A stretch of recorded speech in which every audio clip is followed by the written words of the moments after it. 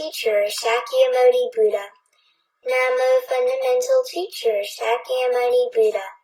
Namo fundamental teacher, Shakyamuni Buddha. Today I'm reading The Prince Who Had a Plan, told by Todd Anderson. Once upon a time, King Brahmadatta was ruling in Benares in northern India.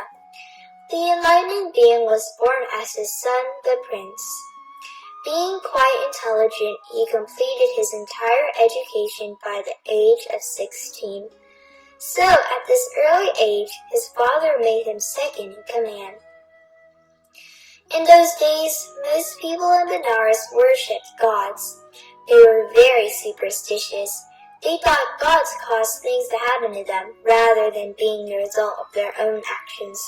So they would pray to these gods and ask special favors. They would ask for a lucky marriage or the birth of a child through riches or fame. They would promise the gods that if their prayers were answered, they would pay them by making offerings to them. In addition to flowers and perfumes, they imagined the gods desire the sacrifice of animals. So when they thought the gods had helped them, they killed many animals: goats, lambs, chickens, pigs, and others. The prince saw all this and thought, these helpless animals are also subjects of the king, so I must protect them. The people commit these unwholesome acts due to ignorance and superstition.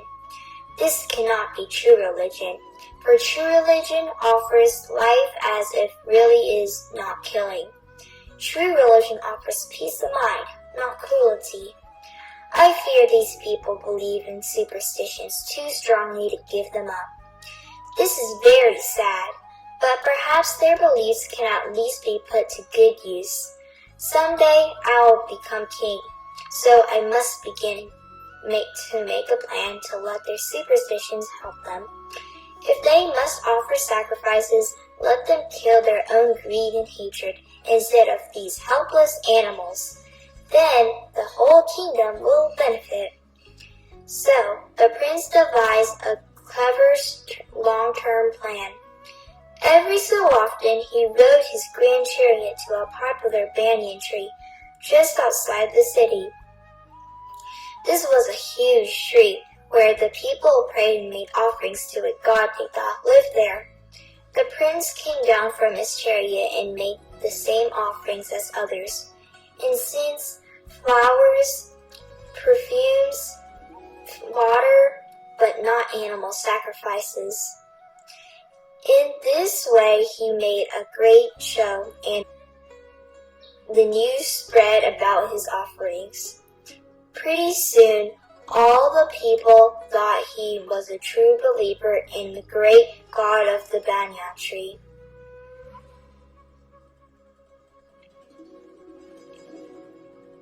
In due time, King Brahmadatta died and his son became king.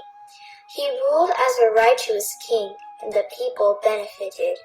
So all his subjects came to trust and respect him just and honorable king.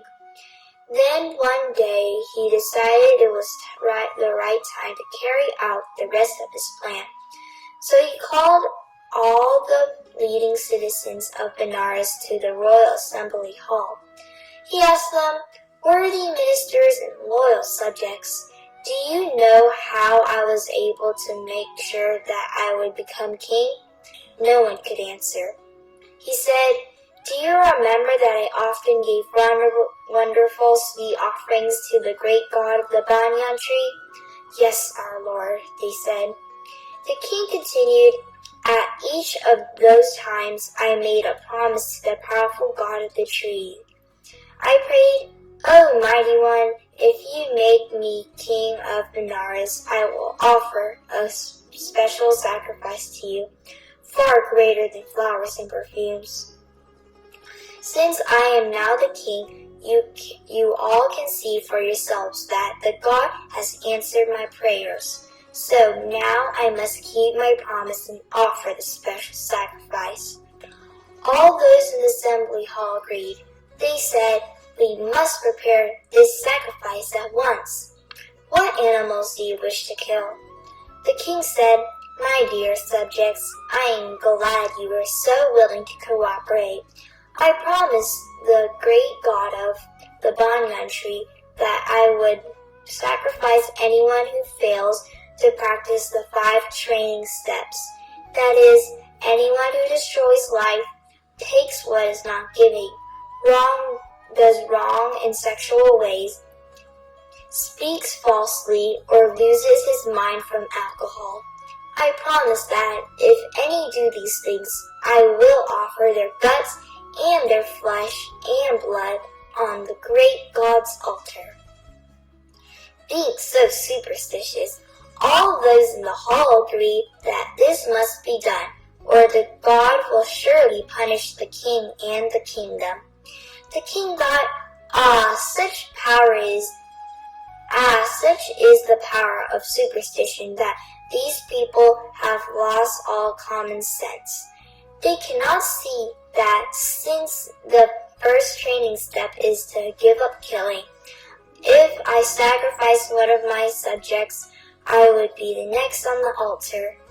And such is the power of superstition that I could make such a promise and never have to carry it out.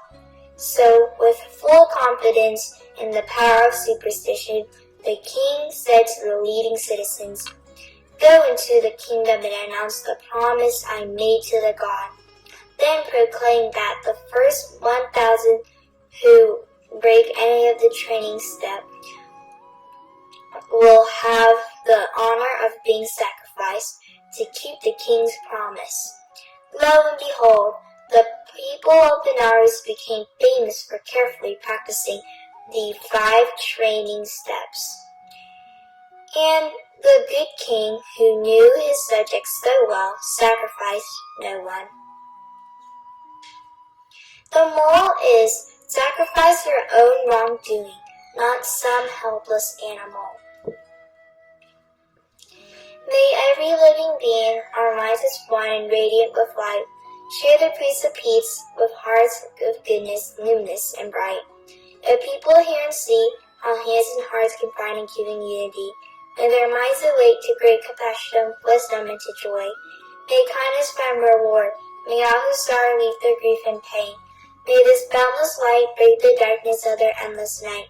Because their hearts are one, this world of pain turns into paradise. May all become compassionate and wise. May all become compassionate and wise. Namo Fundamental Teacher Shakyamuni Buddha. Namo Fundamental Teacher Shakyamuni Buddha. Namo Fundamental Teacher Shakyamuni Buddha.